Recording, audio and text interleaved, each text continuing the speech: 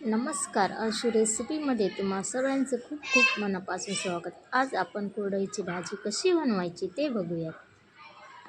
इथे मी 8 कुरडया घेतल्या आहे. आपल्याला कुरडईचा चुरा करायचा आहे.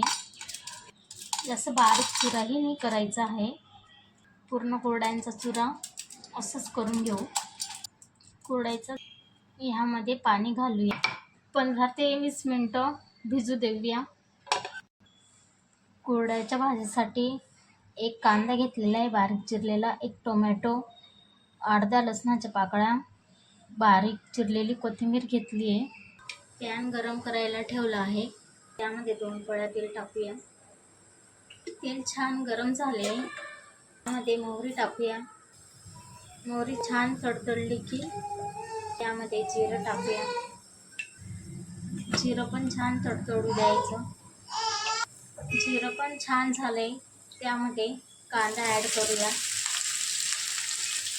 लसूण पण ॲड करून घेऊ बारीक चिरलेला. कांद्याला सोनेरी रंग येईपर्यंत परतून घेऊ. कांद्याला छान सोनेरी रंग आला. यामध्ये टोमॅटो ॲड करूया. टोमॅटो आवडत असेल तर घाला, नाही आवडत असेल तर नका घालू. टोमॅटो होत आहे तोपर्यंत आपण कुरडई भिजवलेली गाळणीमध्ये काढून घेऊया.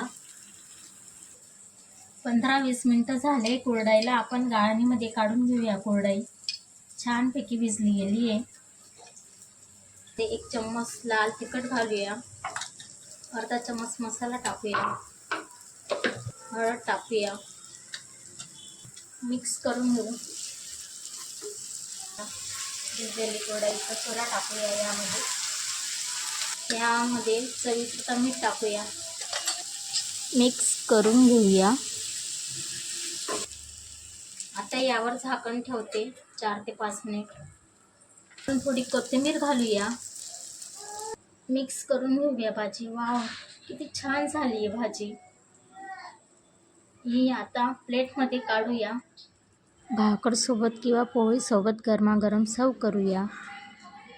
रेसिपी आवडली तर लाईक करा, शेअर करा, सबस्क्राईब करा. पुन्हा भेटूया अशा नवीन रेसिपीसोबत. धन्यवाद.